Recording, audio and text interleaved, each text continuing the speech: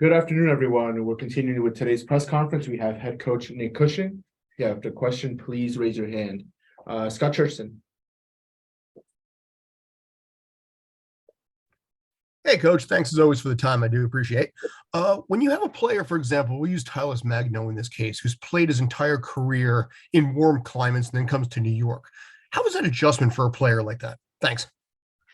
I think it's the nature of the game. I think when you have ambition in the game, it takes you to different places and different environments. And throughout our level, there's always going to be challenge. So I think for him, it's continue to work hard. And for us, it's continue to push our players, give them expectation. And, you know, if I look at past seasons, we've improved as a team as the weeks and months have gone by. And, you know, this year's no different for us.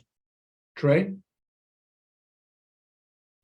Hey, Coach. In the last match, your team had the most final third turnovers forced of any MLS team this season in any game. And also the defensive midfielder for Miami had 18 turnovers himself. So can you talk about the success of the press in that match and kind of what went into it? I don't think it was that much in particular in the sense of our focus. I think it's a part of our game. It's an area that we know in past years we've been, especially at home, we've been strong at. I think if you look at our chance creation over the last 2-3 seasons, the majority of our goals scored or chances created have come from turning the ball over, especially at Yankee Stadium, City Field, turning the ball over in, you know, the low build-up of the opposition by being aggressive. And this season is no different. I was really pleased with the way that we applied that part of our game in the Miami game, because we know Gregor and Motar are the main focal point of building the play for Miami. And we spoke a lot about that. I thought Tales and Santi did an incredible job. And then when we flipped it and we went Santi and Keaton, they continued to do, you know, the work that we asked and apply the strategy that we had. Maybe it's a little bit different this week because of the team that we play, but, you know, the concept and the principle is the same. Ronnie? Hey, Coach. Hope you're having a good week. Just wanted to ask you a little bit on Matias Pellegrini and using him on the left wing for this past game. How pleased were you? I know you say he had a good game, and could you see yourself using him again on the left wing? Thank you. I think Matias has been excellent throughout pre-season and throughout the start of the season. I think I said last year, you know, he has an incredible work rate. He gives our squad balance because of the type of player, the profile of player that he is. He played off the left when he played in the Miami team in their first season. He's played inside for us as a 10. He played off the right because he can come inside and play as a left footer. I think he gives our team balance and he gives us flexibility. I thought in this particular game he played really well. His work rate was exceptional. He put out numbers that we've only seen in 3 individuals in our team over the last four seasons. So he set the standard for us, and for us, you know, particularly as an individual, we have to have that expectation on everybody. Disappointed that the goal was disallowed because he's worked so hard in pre-season. I feel that he deserves a goal, but I think that's coming. It's right around the corner. In the room here, Paolo? I know it's just the beginning of the season and you probably expecting more from the players, but are you happy with the performance of the team so far? I'm happy with major parts of the performance. There's a lot of areas we have to be better.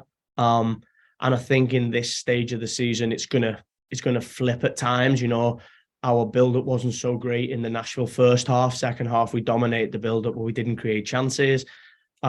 Chicago, we started the game a lot better. Our low build-up was good and we created some chances, got into the final third.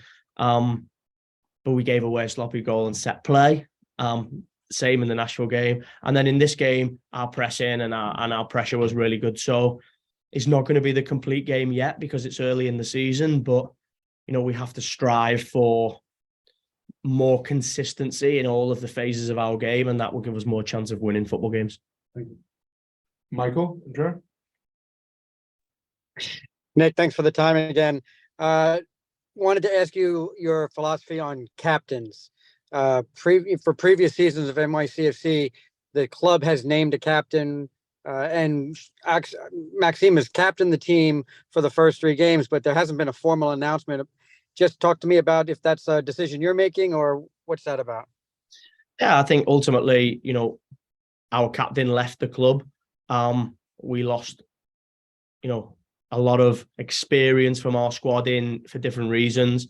Maxime is wearing the captain's armband as the longest serving player. As a team, the leadership in the team, Maxime Chanot, Thiago Martins, Alfredo Morelos, Keaton Parks, James Sands, those 5 have been exceptional. Firstly, it was the first 3, then we added Keaton, now James is in. They are the leadership of the group. We will select our captain from within that group. Maybe it changes across, this short-term period. Maxime's going away with international, so you'll see a different guy wear the captain's armband. For me, it's about having a collective group of players that lead this team from within the dressing room, and those guys are doing a great job with it. Whether we name a captain or not, at the moment, we're focusing on making sure that we perform as a team. We are a team, and we have a collective within that, and those 5 guys are playing a really good role. I just actually had a meeting with those 5 guys today just to make sure that, that leadership of the group is continuing so that we get another performance this week. Christian? Hi, Coach. DC have started the season with a win, a draw, and a defeat. I'm just kind of curious what your message has been to the players in terms of how they approach this game at the weekend. I think it's the way that we approach every game. Respect the opponent, look at their strengths, make sure that we're really aware of areas where we can use our strengths. I've watched all of DC's game. They've carried the ball for the majority of those games. Against Columbus, they had more of the ball. Against Toronto, they had more of the ball. Against Orlando, they're a really good team, and they've really improved from last year. They've added some real experience. And for us, it's about making sure that we know where they can be strong and where we can make sure that we put in a performance. We're at home, so we need to make sure we put in a performance for our fans. Going into the room here, Roberto. Hi, Coach. Couple of things, 2 different things totally. But first, a simple question that may not have a simple answer. How is Talles Magno doing for you, playing basically out of position as a 9? I think there's going to be constant questions because Talles played, when he first came, he played off the left. People have seen in his previous club, he played off the left. But I think, Talles played as a 9 in the Under-17s World Cup in games for Brazil. So he has played there before. He also played half a season for us there last season in a very successful period for us. So, I think the spotlight is on him because he's an important player for us. He played as a 9 in the first half of the Nashville game. He then played off the side when we shifted the shape a little bit. For me, he has the ability to play in both positions. I think naturally, if you look at the way our team plays, people know our strength is central, whether it's with Santi Rodriguez, Keaton Parks, whether it's James Sands trying to build the play from deep, whether it's Matheus Pellegrini when he was there. If we get the ball set in central areas, then we can really hurt teams. So if I look at all of the teams that we've played, they've been very central and 4-4-2 and blocked the middle of the pitch, which has meant Talles hasn't had much space to play in. So I don't necessarily think he's been individually really, really poor. I think the game has demanded that he's been restricted space. Okay, second question, totally different. Well, we asked Keaton before about watching film and what are they seeing. He says so far he hasn't seen anything. What's your approach to film work with the team? Can you just go and explain a little bit of what you like to show and what you try to do, and so we get a little bit better of an understanding of it?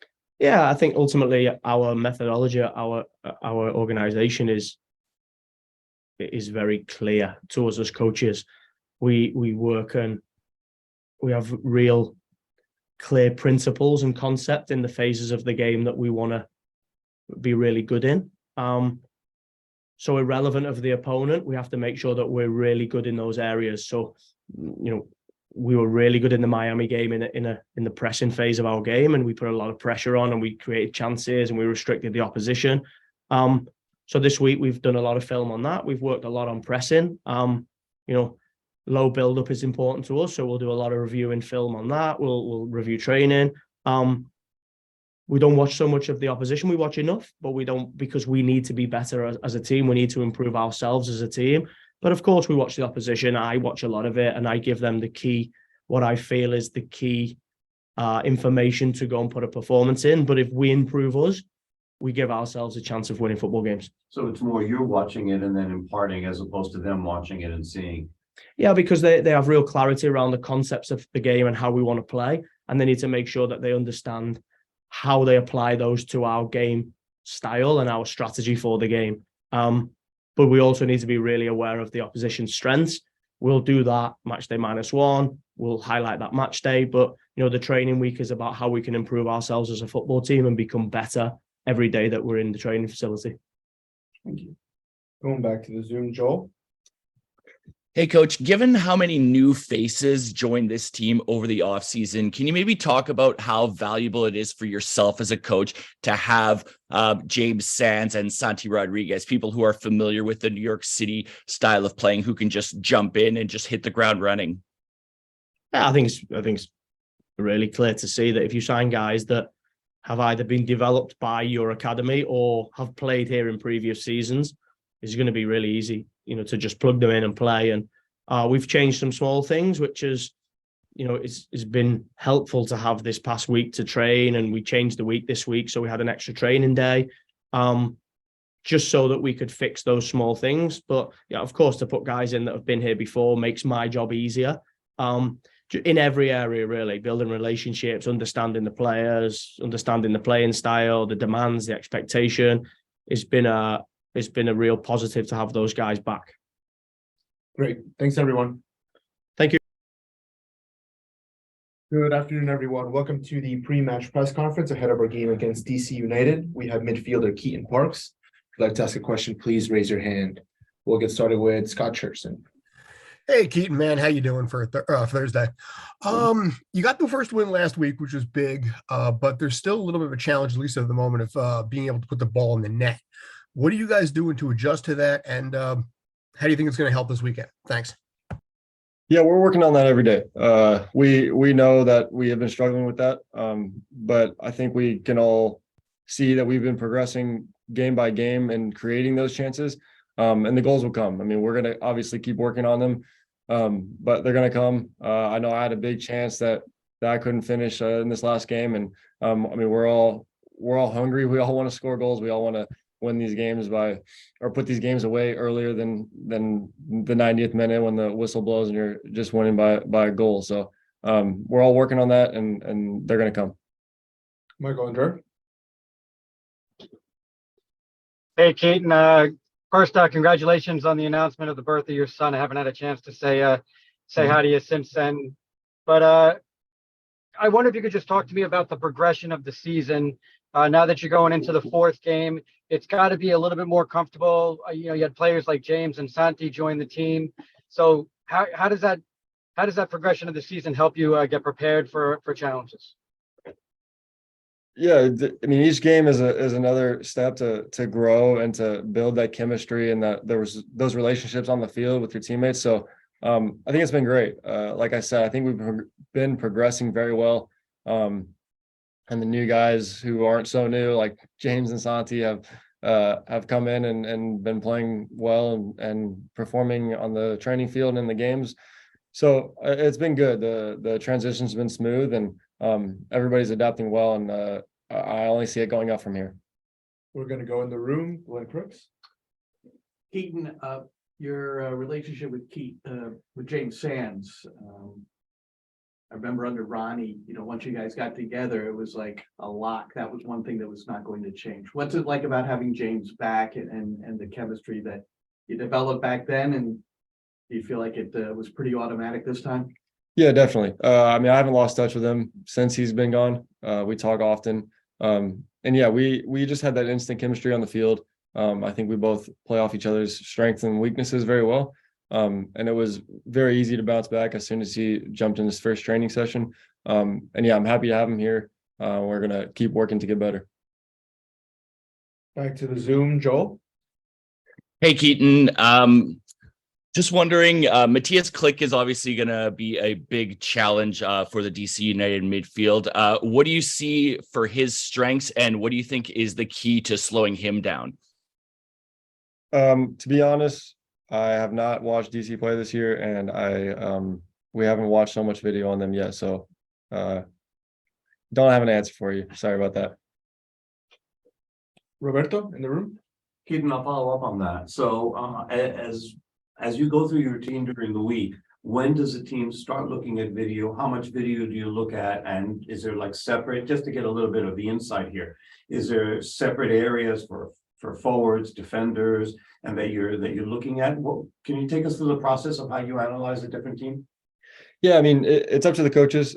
We do watch video throughout the week. Sometimes it's over the previous game, what we did good, what we did bad, what we can work on, or it's preparing for the next game, watching their previous games, what they're best at, where their weaknesses are, stuff like that. And we also have unit meetings, like you said. So like for building out, it's for like the defensive and midfield players, and then in the attacking side, it's midfield and strikers and wingers. And but the schedule changes. You know, it's dependent on the coaches and what they want from us, and when they want to show us video, stuff like that. So but we prepare all week. You know, it's there's never a set schedule, but we get to it, and for sure we're gonna have a meeting tomorrow and watch some video tomorrow. So we'll definitely break them down tomorrow.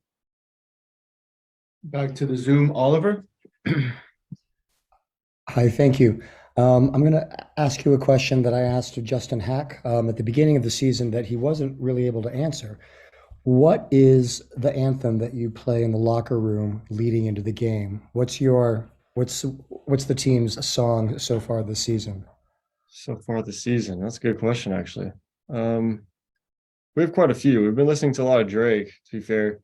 No specific song. We just play like a lot of loud, hype music, a lot of Spanish music. The Brazilians have been taking the aux chord, been playing a lot of Brazilian music. Couldn't tell you single name to any of those songs, but it's a big mix. We don't have a single song right now. We have previously in the other seasons, but yeah, we haven't chosen one yet. Anyone else? All right. Thanks, Keaton. All right. Thank you, guys.